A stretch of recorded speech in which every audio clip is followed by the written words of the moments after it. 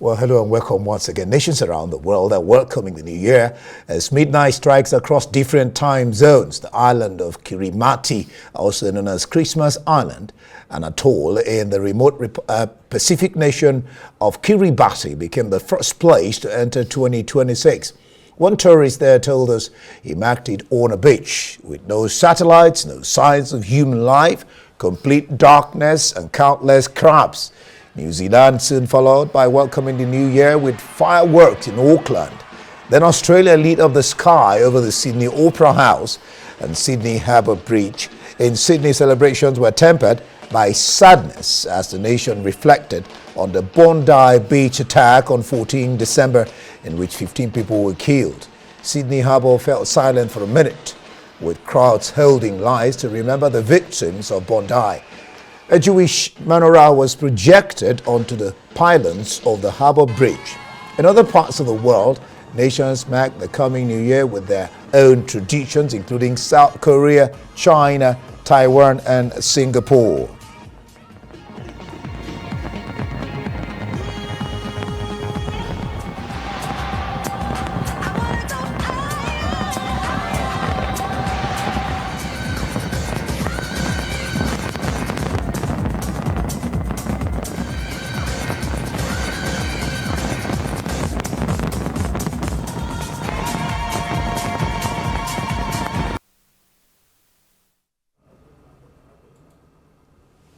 Well, all right, we back to the stories we have for you today, the stories we're monitoring. U.S. President Donald Trump has issued the first vetoes of his second term, blocking two bipartisan infrastructure-related bills. The president argued that blocking both measures was necessary to save taxpayers' dollars. Trump said in a message to Congress, explaining his veto of one of the bills, H.R. 131, which aims to lower the payments certain communities in Colorado make for the construction of a water pipeline. The other bill, vetoed H.R. 504, would expand the land reserved for the Miccosukee tribe in Florida and instruct the Department of Interior to work with the tribe to mitigate flooding in the added area.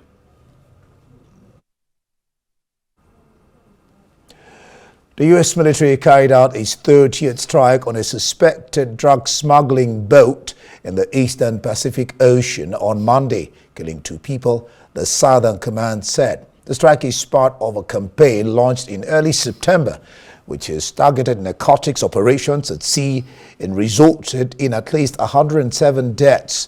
President Donald Trump has described the operations as an armed conflict with drug cartels intended to curb the flow of illicit drugs into the United States.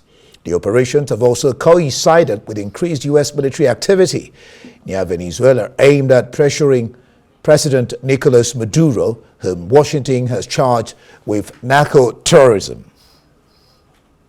Well, it doesn't matter, but there was a major explosion in the dock area where they load the boats up with drugs. They load the boats up with drugs, so we hit all the boats, and now we hit the area. It's the implementation area. That's where they implement, and that is no longer around. Is that the only strike that the U.S. has done? I don't want to comment on it. President, have you or anyone in your administration talked to Maduro in recent days? Well, I spoke to him. Recently? Pretty recent. Reasonably recent, but nothing much comes of it. Yeah. Mr. President, can you explain the importance? You have to understand what he's done. They've sent billions of dollars of drugs in. But maybe just as bad, they've sent hundreds of thousands of people in from jails, from prisons, from mental institutions and insane asylums. The drug lords, the drug dealers were all sent into our country. But think of it, what he's done. Tren de Aragua, probably the worst gang. They cut off people's fingers. One man made a phone call to complain about them. He cut off their hand. They cut off his hand. Don't ever make a phone call again, we'll cut off your hand. After that, we'll kill you, they said. That was in Colorado. And now they sent in all of the bad ones. They sent in some bad people. And that to me was just terrible. And they send in drugs. Now, I will say this, 97% of the drugs coming in by sea stopped. We're trying to figure out who the other 3% are. And they have a hard time getting people to pilot those boats. But 97% of the drugs coming in by the ocean, by the sea, by water, are gone. Every boat that we take out, we save 25,000 lives of Americans. Are you going to ask Netanyahu to sign this agreement with Syria? Well, I hope he's going to get along with Syria because the new president of Syria is working very hard to do a good job. He really is. I know he's a tough cookie, and he's, you're not going to get a choir boy to lead Syria. That's the one thing I will say. So I hope they're going to get along because, I dropped the sanctions on Syria because otherwise they wouldn't have had a chance. We want to see Syria survive. So we're going to be talking about Syria too. Okay? Well, the year 2025 and in the U.S. politics has witnessed a lot. We can say that about a lot of years in recent history, but that's especially the case with 2025. From Trump's second term inauguration in January, his extensive executive orders and tariffs, the appointment of Elon Musk as the head of Doge, and the controversies that followed it. Government shutdown of funding, especially, he said, and most prominent is the immigration crackdown and mass deportations. Many more events that shaped the year 2025 for Americans. Well, joining me to look at this year that was in the United States is Arise special correspondent James Blue, live in New Jersey. Is it New Hampshire? Happy New Year in advance. James, where are you, New Hampshire or New Jersey? New Hampshire. Good, Hampshire. Correct. I just wanted to be, I think we discussed that. All right, glad to have you join me. Talk us through Trump's inauguration on January 20. I mean, he's not even been up to a year in power as it is. Extensive executive orders, Elon Musk / the Doge Authority, of course, Elon Musk eventually fell out with him. And we know the events that transpired. Just talk us through his inauguration. It was a monumental year because President Trump is back in office. And really what you saw was President Trump going and committing to the program that he suggested he was going to do when he was campaigning. So on Inauguration Day, and this was very important for the president, he had in the Capitol, because of weather, they had to move it inside, he had members of his family, members of the leadership of the Congress, but most importantly, he had all of the leaders of the big tech businesses in the country, including Elon Musk, Tim Cook, who is the head of Apple. He had the head of Facebook, Mark Zuckerberg. And this was a real indication of how President Trump has really solidified the tech industry and sort of gotten them behind him. The sort of biggest thing that he did on his first day was to pardon all of the January 6 offenders. And these were the men and women who attacked the U.S. Capitol just days before his inauguration in 2021. And so this was a real sort of dark moment in the United States because you had actual people trying to delay and disrupt the peaceful transfer of power. And President Trump, as he promised on the first day, was able to pardon all of them. And most of them are now free. Some of them are still in prison, but it's a very small number. And you mentioned Elon Musk. One of the big goals was to sort of cut the U.S. Government sharply. And so Musk led an effort called DOGE, the Department of Government Efficiency. And he was all about trying to figure out what could go. And he had a very big hammer. And so he got rid of USAID, which was the U.S. project supporting countries around the world, supporting people in need, giving out vaccines. It was a real asset for U.S. soft power. They cut the U.S. Institute of Peace, fired a number of employees at a number of the agencies, and really took sort of a hatchet job throughout the U.S. government to try to weed out. And what they were trying to do is to weed out the people that they felt were not particularly supportive of the president and his political agenda. So what happened this time, President Trump came into office very much prepared to do the work that he is actually doing. Part of that is he ran on this whole idea of the Plan 2025, which was developed by the Heritage Foundation in the United States. And they basically gave him a roadmap, which he has actually used to really sort of work and to really reshape the United States. So it's been a monumental year, lots and lots of change. We can only imagine what's to come. The last thing I'll mention is all the executive orders. President Trump has issued more executive orders in this first year than many other presidents have issued in their 4 years. Now, the issue is that these executive orders are not binding, they're not legislative. So a new president can come in at any point and change them. And so that's just one of the effective ways for short-term change that's immediate and that's at the will of the president. Well, you've talked about pardons and all that. So let's just talk a little bit before we go into the Project 2025, which of course the Republicans and Trump were denying. The lawsuits, dozens of lawsuits, how this has affected the running of things, especially aviation and the mishaps that followed, in aviation.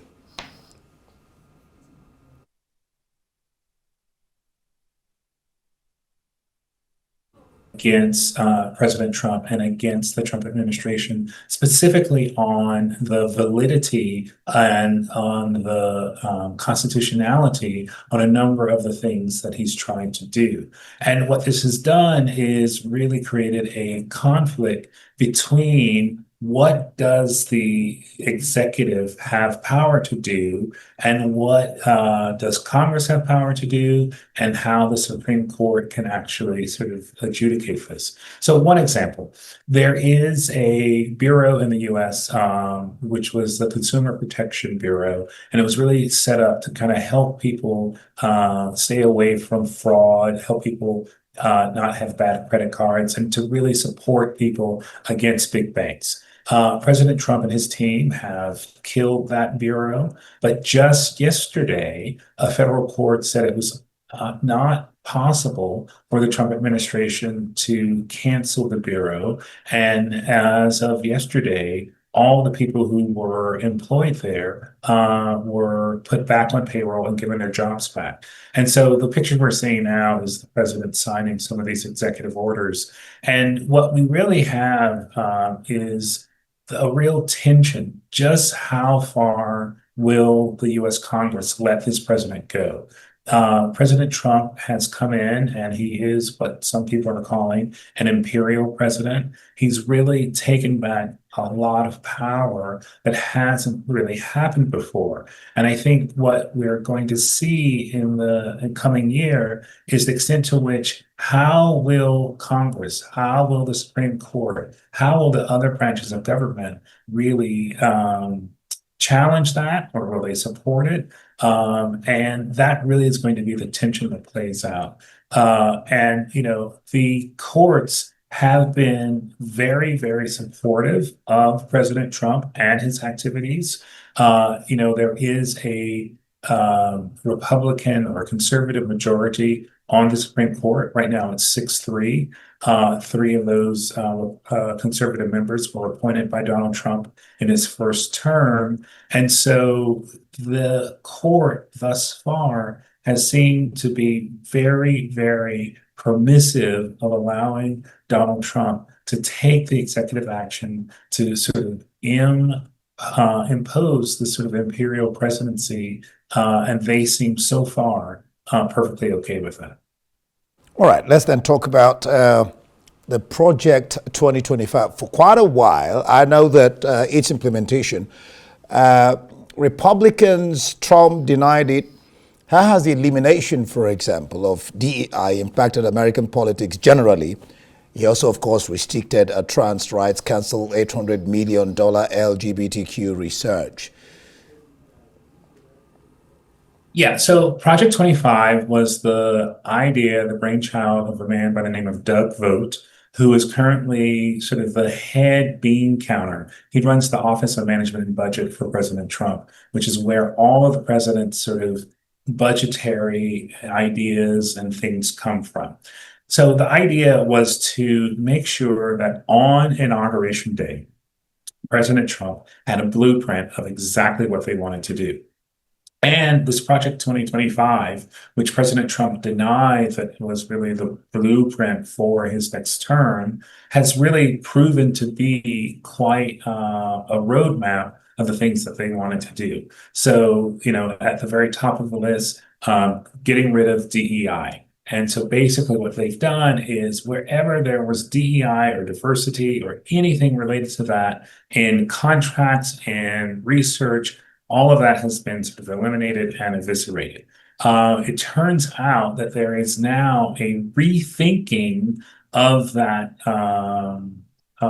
order, because many scientists were able to help them understand that there were places where you actually do need to study people differently. Sometimes people who are gay, sometimes people who are Black, who are Asian, or whatever, that you really needed to kind of figure out and study things based on the group of people that and the populations that you're talking about. So at the moment, the NIH is actually rethinking and re-looking at some of those cancellations. The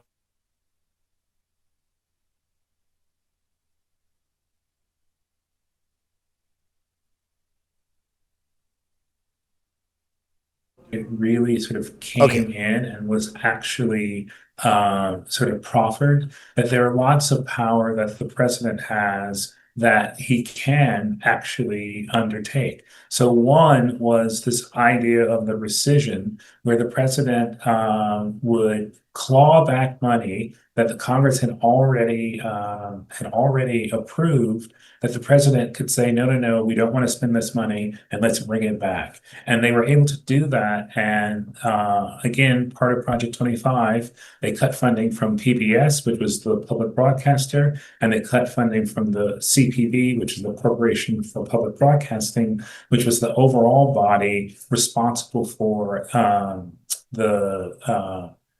for PBS and for NPR. So Project 25 set the framework for the Trump administration, all right. And it really has allowed him to James, do all of the things that he's been able to do. All right. Well, we don't apparently have all the time, but this is very key, and we'll just touch on it briefly, and then we'll move on. The question of Zohran Mamdani, first Muslim, first African Democratic Socialist. Tomorrow, Thursday, he'll be sworn in two places as the mayor of New York. Talk about Mamdani, the Democratic Socialist, supported by Sanders, and of course, Ocasio-Cortez. And then briefly touch on 2026. Yeah, so New York City will have a new mayor as of midnight tonight, when he will be sworn in a private ceremony. There's going to be a public ceremony tomorrow afternoon. And this really is, I think, a very important story. You see Mayor-elect Mamdani and President Trump there. You see him now campaigning. What the issue really is that they are both populists, and they are two sides of the same coin. And so they got on really well in the Oval Office. And what Mamdani has been able to do is really energize New Yorkers. He's gotten more votes than any of the mayoral candidates in the past since 1969. And his platform was very simple: make New York City more affordable, do a sort of a ban on rents, and create free buses for across the city and free childcare. And he thinks if we have free buses, free childcare, I live in New York City, and if rents can be frozen, that's going to make New York a better place, and people are going to be able to afford it more. Initially, President Trump said he thought it would be awful for him to be elected, but as you can see there, they're smiling with each other, they're talking to each other, and I think they found they had a lot in common, and it'll be very interesting to see how that plays out actually once Mondami becomes mayor, which happens tonight. This is a really exciting time. A lot of young people are very supportive of Mondami. Bernie Sanders will be there. AOC, Alexandria Ocasio-Cortez will be there. And so it's really a moment to have such a political neophyte. He was really a member of the state assembly in New York, and he came out of nowhere to become mayor of New York. All right, James, that's all we can take. Interesting 34-year-old Democratic Socialist. Thank you so much, James Blue there, our United States Rise Special Correspondent on events that transpired in 2025. We couldn't get into 2026, what we'll expect in American politics. But